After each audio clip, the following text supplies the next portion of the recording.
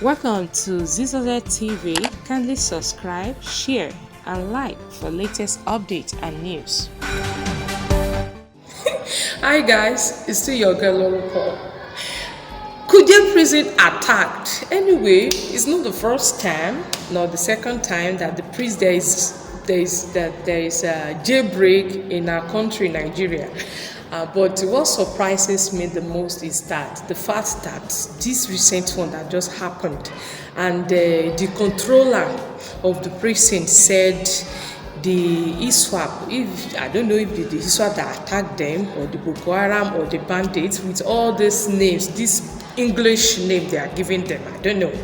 But what surprises me the most is that when the controller of the prison yard said they took away 82 million naira and also say 32 or 36 million dollars. Excuse me, is prison yard not a bank? No. I don't know if you are. What is happening in the prison yard? Why is that a whole lot of money inside a prison yard?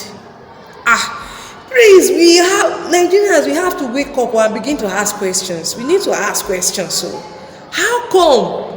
What is dollars and millions upon millions? Million to what is he doing in prison yard? Is prison yard now turned to a vault where they keep money? How do they get that kind of money? Where would they keep that kind of money in the prison yard? Hey, may God help us in this country. I don't really understand what is going on again, honestly. I don't know. We need to ask questions now. We need to begin to ask questions. Yes, serious questions.